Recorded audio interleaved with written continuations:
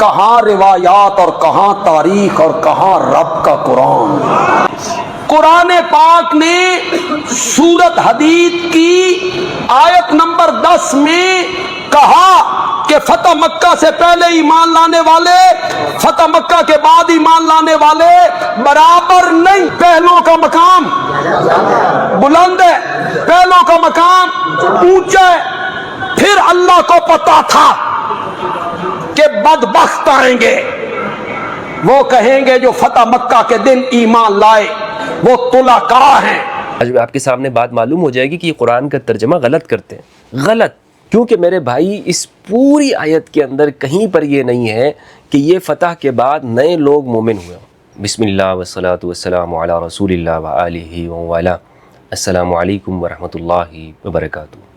دوستو، عام طور پر ہمارے ہاں یہ بات بیان کی جاتی ہے، خاص طور پر ہمارے اہل سنت احباب وہ گفتگو کرتے ہوئے یہ ارشاد فرماتے ہیں کہ ہر وہ شخص کہ جو خواہ فتح مکہ سے پہلے مسلمان ہوا یا فتح مکہ کے بعد ہوا، وہ سارے وہ لوگ ہیں کہ جن کے بارے میں قرآن مجید نے کہا ہے کہ یہ مومن ہیں۔ قرآن مجید یہ کہتا ہے کہ یہ سب کے سب جنتی ہیں۔ قرآن نے ان کے لیے حسنہ کا وعدہ کیا ہے، اور قرآن مجید کی آیت کے اندر یہ بات موجود ہے کہ خواہ فتح مکہ سے پہلے مومن ہو یا فتح مکہ کے بعد ایمان لایا ہو، اسلام قبول کیا ہو، ان کے درجات تو الگ الگ ہیں، درجات میں تو یہ برابر نہیں ہیں، لیکن قرآن یہ کہتا ہے کہ ان کے لیے اللہ نے حسنہ کا وعدہ کیا ہے۔ آج انشاءاللہ عز و جل میں آپ کے سامنے قرآن مجید کی آیت تلاوت کروں گا، اور یہ دعوت دینا چاہتا ہوں کہ قرآن مجید کو بھی ہم خود سمجھنے کی کوشش کریں، بلکہ قرآن مجید کا ہم ترجمہ دیکھیں۔ کیا قرآن مجید نے اس طرح سی بات کی ہے؟ کیا قرآن مجید یہ کہتا ہے؟ قرآن مجید کے لفظوں کے اندر یہ بات موجود ہے کہ خواہ ایک شخص فتح مکہ سے پہلے مسلمان ہوا ہو یا فتح مکہ کے بعد، درجات تو برابر نہیں ہیں، لیکن اللہ نے دونوں کے لیے جنت کا وعدہ کیا ہے۔ سوال یہاں پر یہ پیدا ہوتا ہے کہ آخر یہ لوگ قرآن مجید کے مطالعے سے ایک عام شخص کو کیوں منع کرتے ہیں؟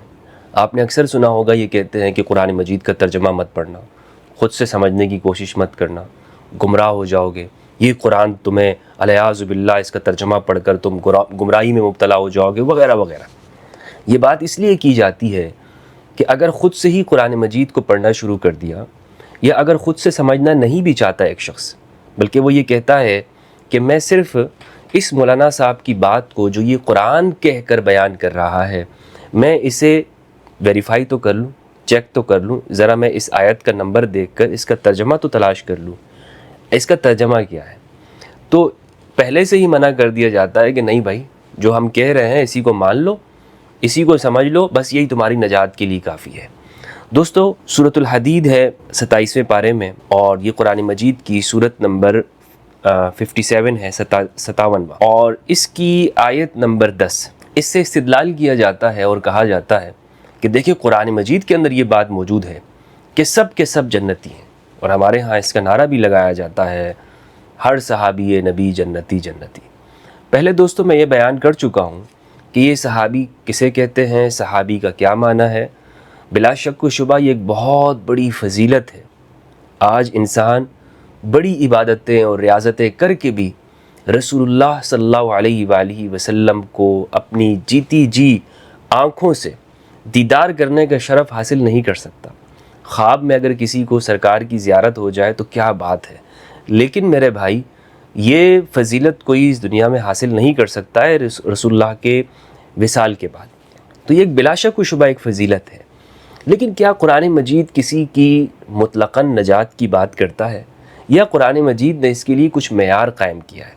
قرآن مجید میں اللہ رب العزت نے ارشاد فرمایا کہ نجات کا جو معیار ہے وہ اعمال ہے، وہ تمہارا تعلق نہیں ہے، وہ تمہاری کوئی نسبت نہیں ہے، وہ تمہارے ساتھ جو اللہ رب العزت بروز قیامت معاملہ کرے گا وہ تمہارے اعمال پہ کرے گا۔ لیس بامانیکم ولا امانی اہل الکتاب من یعمل سوءا یجزی بہ۔ اہل کتاب سے کہا گیا، اور جو سامنے مخاطبین ہیں صحابہ کرام رضوان اللہ علیہم، ان سے بھی یہ حکم ہوا کہ نہیں اہل کتاب کی تمناؤں سے کچھ ہونے والا ہے، اور نہ ہی تمہاری خواہشات سے۔ مسلمانوں سے کہا جا رہا ہے کہ تم یہ کہو کہ ہم تو رسول اللہ کی امتی ہیں اور وغیرہ وغیرہ، تم یہ دعویٰ کرو، نہیں۔ من یعمل سوءا یجزی بہ، جو بھی برا عمل کرے گا اس کو اس کا بدلہ ملے گا، خواہ اس کو کتنی ہی بڑی فضیلت حاصل ہو، خواہ اسے کوئی بھی نسبت اور تعلق حاصل ہو۔ قرآن کہتا ہے کہ جو نجات کا معیار ہے وہ عمل ہے۔ تو دوستو، یہ ایک قرآن مجید نے معیار دیا ہے، اور بلا شک و شبہ سورہ توبہ کی آیت نمبر 100 میں اللہ رب العزت نے صحابہ کرام رضوان اللہ علیہم میں جو درجات بیان کیے ہیں وہ ترتیب کے ساتھ اس کو بیان کیا ہے، یعنی سابقون الاولون ہیں، مہاجرین ہیں، انصار ہیں، پھر اس کے بعد پھر ان کی اتباع کرنے والے لوگ ہیں۔ ایسا نہیں ہے کہ قرآن مجید یہ کہتا ہے کہ رسول کے دور میں موجود لوگ بھی سارے کے سارے لوگ برابر ہیں، کہ سب کو ایک ہی ٹائٹل دے دیا گیا ہو کہ یہ مومنین ہیں۔ قرآن کہتا ہے کہ ان مومنوں میں وہ لوگ ہیں کہ جو سابقون الاولون میں بھی پہل کرنے والے ہیں۔ ترتیب بیان کر رہا ہے، قرآن مجید کی خوبصورتی ہے۔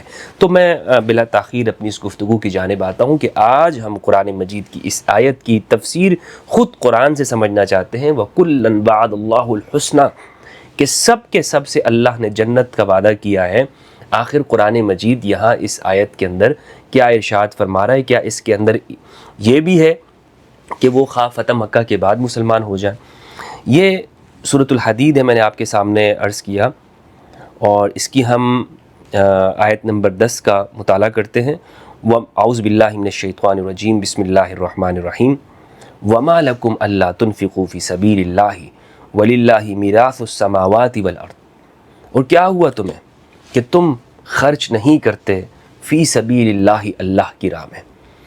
قرآن کا انداز تخاطب بتا رہا ہے گفتگو کا، کہ قرآن مجید یہاں پر لوگوں کو اس بات پہ ابھار رہا ہے کہ وہ اللہ کی راہ میں خرچ کریں، کہ وہ اللہ کی راہ میں انفاق فی سبیل اللہ کریں۔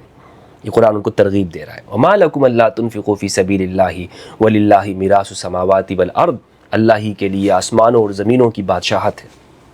لا یستوی منکم من انفق من قبل الفتح وقاتل، برابر نہیں ہے تم میں سے جس نے خرچ کیا فتح سے پہلے اور قتال کیا۔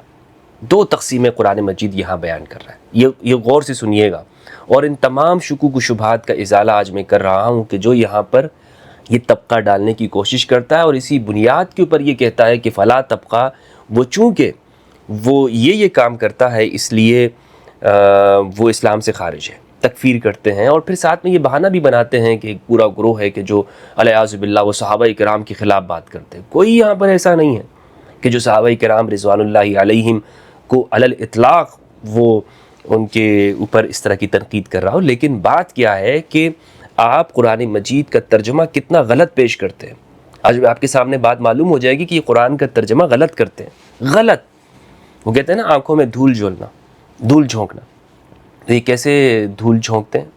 یہ ذرا قرآن مجید کو تو پڑھیں۔ لا یستوی منکم من انفق، برابر نہیں ہے تم میں سے جس نے انفاق کیا، خرچ کیا، من قبل الفتح، فتح سے پہلے، وقاتل، اور قتال کیا۔ یعنی یہ تقسیم کر دی فتح، ایک کچھ لوگ اس سے پہلے ہیں کہ جو مومن ہیں اور انہوں نے اللہ کی راہ میں خرچ بھی کیا ہے اور خود جہاد بھی کیا، یعنی مالی جہاد بھی کر رہے ہیں اور بدنی جہاد بھی کر رہے ہیں، یہ مومن پہلے سے ہیں۔ اچھا، اب یہ فتح کیا ہے؟ بخاری کی روایت ہے، صحابہ کرام میں جلیل القدر صحابہ کرام، بدری صحابی ہیں براء بن عازب رضی اللہ عنہ، وہ فرماتے ہیں کہ صحابہ سے کہتے ہوئے کہ تم لوگ فتح مکہ کو فتح سمجھتے ہو، تعودون الفتح فتح مکہ، تم لوگ فتح مکہ کو کہتے ہو کہ یہ فتح ہے، لیکن ہم فتح مکہ تو ہے ہی فتح، لیکن ہم حدیبیہ کو فتح سمجھتے ہیں۔ تو اب یہاں پر فتح سے مراد حدیبیہ ہے، یا یہاں پر فتح سے مراد آپ فتح مکہ کہیں، لیکن صحابہ کی بقول، یعنی جو بدری صحابہ ہیں وہ کہتے ہیں حدیبیہ فتح ہے، اصل فتح۔ اور جس نے سیرت النبی کا مطالعہ کیا ہے دوستو، تو حقیقت یہی ہے کہ سورۃ الفتح، انا فتحنا لک فتحا مبینا، یہ حدیبیہ سے واپسی پہ نازل ہوئی، یعنی حدیبیہ کو اللہ رب العزت نے فتح مبین کہا ہے۔ تو قرآن یہ کہتا ہے کہ فتح سے پہلے جس نے اللہ کی راہ میں خرچ کیا یا قتال کیا ہے، وہ لوگ اولئک اعظم درجۃ من الذین انفقوا من بعد وقاتلوا، بلا شک و شبہ یہ لوگ جو پہلے سے مومن موجود ہیں، فتح سے پہلے ہیں، اور انہوں نے انفاق کیا ہے اور قتال کیا ہے، یہ درجے میں بڑے ہیں۔ کن سے؟ ان لوگوں سے کہ جنہوں نے انفاق کیا ہو بعد میں اور قتال کیا ہو۔ یعنی کچھ لوگ ایسے موجود ہیں جو مومن ہیں پہلے سے ہی، فتح سے پہلے ہیں، لیکن ان میں دو تقسیمیں ہیں. ایک وہ لوگ ہیں کہ جو فتح سے پہلے قتال کرنے والے اور انفاق کرنے والے، اور کچھ لوگ وہ ہیں کہ جنہوں نے فتح سے پہلے انفاق اور قتال نہیں کیا. ممکن ہے ان کے پاس فتح سے پہلے وہ مال غنیمت میں سے ایسا موجود نہ ہو، یا مال موجود نہ ہو، انہوں نے خرچ نہیں کیا، اس کی کوئی بھی وجہ ہو سکتی ہے. لیکن قرآن یہ کہتا ہے کہ یہ پہلے سے موجود ہے.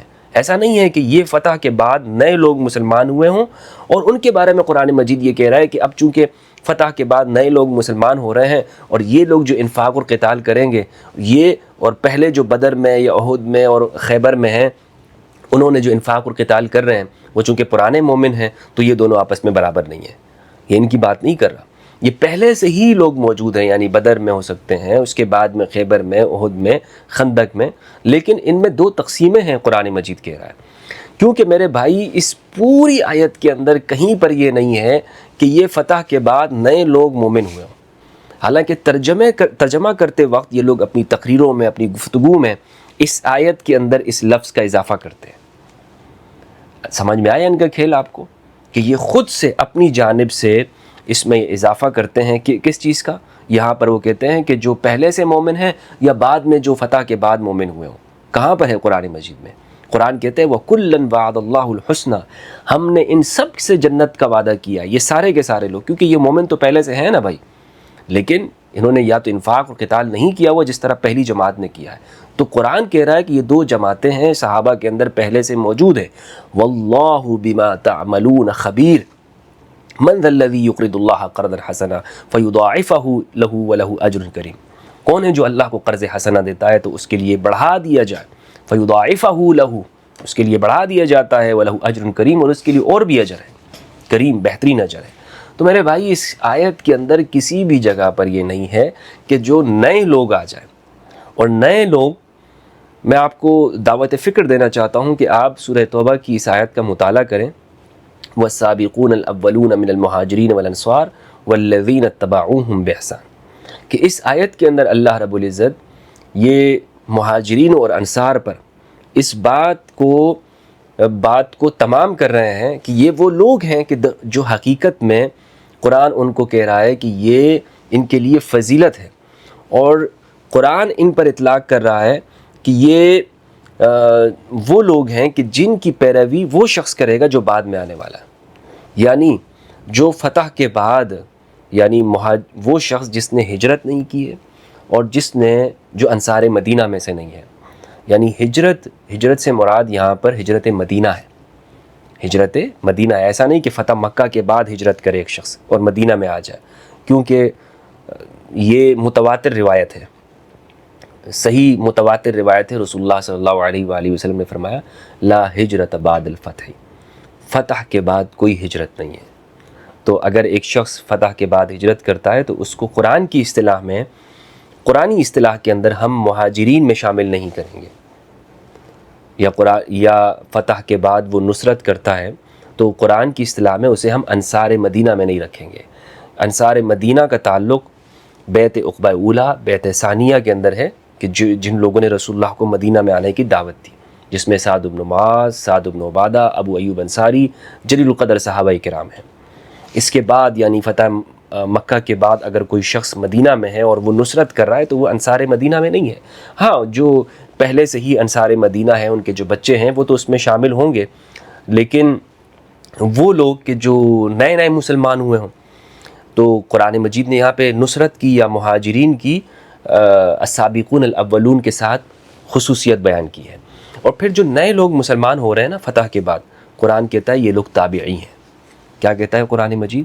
والذین اتبعوہم بإحسان، ان کے ساتھ قرآن نے احسان کی قید لگائی ہے، احسان کی شرط لگائی ہے کہ یہ شخص جو نیا مسلمان ہو رہا ہے، کہ جو ابھی تک مسلمان نہیں تھا اور مہاجر بھی نہیں تھا، انصاری بھی نہیں تھا، اس کی زندگی میں احسان ہونا چاہیے. اور یہ کن کو فالو کرے گا؟ یہ فالو کرے گا سابقون اولون کو. سابقون اولون کون لوگ ہیں؟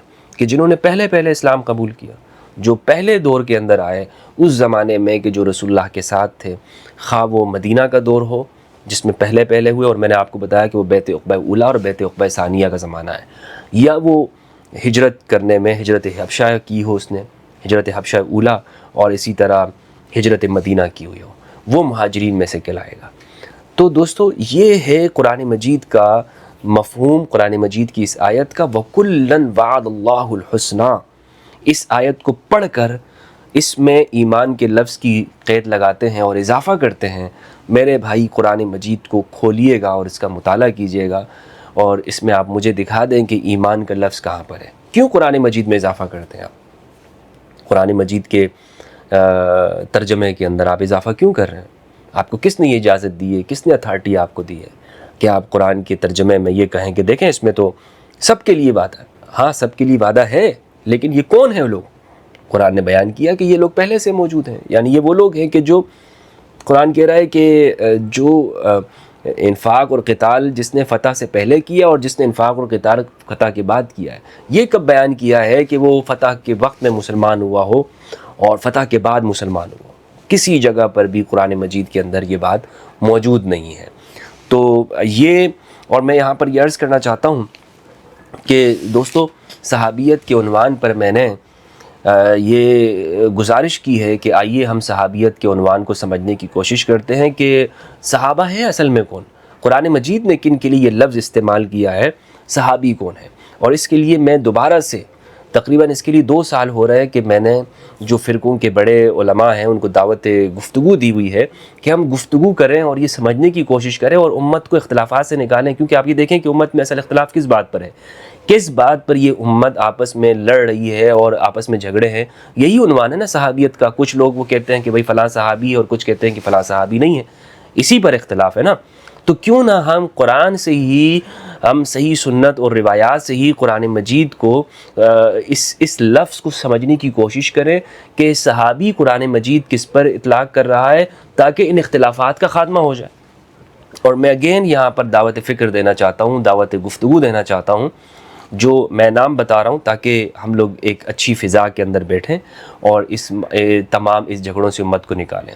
دیوبندی مکتبہ فکر سے مفتی طارق مسعود صاحب کے لیے، اور اسی طرح مولانا الیاس گھمن کے لیے، اور اسی طرح قاری خلیل الرحمن اہل حدیث کے عالم کے لیے ابتسام الہی ظہیر صاحب، اور اسی طرح بریلوی مکتبہ فکر میں سے عطاری صاحب جو ہیں دعوت اسلامی کے، جو ان کے مفتی ہیں، ان کو حسان عطاری صاحب جو ان کے آفیشیل دعوت اسلامی کے مفتی ہیں، ان حضرات کو، کیونکہ یہ فرقے کے منتخب نمائندے ہیں، اور ان سے میں اس موضوع کے اوپر کہ صحابی کون ہے، دیکھیں ہم دیگر موضوعات پہ بات کریں گے تو بہت ساری چیزیں بات نکل آئیں گی، اور اختلافات چونکہ اسی بنیاد کے اوپر ہیں کہ صحابی، ایک طبقہ کہتا ہے کہ جی فلاں صحابہ کا گستاخ ہے، اور کہتا ہے کہ نہیں بھائی ہم تو صحابہ کے عاشق ہیں۔ تو آئیے قرآن سے فیصلہ کر لیتے ہیں کہ صحابی کون ہے۔ تو یہ میری گفتگو آپ اسی تناظر میں سمجھیے گا، اور قرآن مجید ضرور جب میں یہ گفتگو کر رہا ہوں تو قرآن مجید کی اس آیت کو، سورہ حدید 57 کی آیت نمبر 10، 57 کی ورس نمبر 10، اس کو آپ کھولیے گا اور ترجمہ دیکھیے گا، اور پھر ان کی گفتگو سنیے گا کہ یہ لوگ کیا کہتے ہیں اور کس طرح سے استدلال کرتے ہیں۔ اللہ سبحانہ و تعالیٰ سے دعا ہے کہ پروردگار ہم سب کو قرآن مجید میں تدبر کرنے اور اہل البیت کی معرفت عطا فرمائے۔ والسلام علیکم ورحمۃ اللہ وبرکاتہ۔ اللہم صلی علی محمد وعلی محمد وبارک وسلم علیہ۔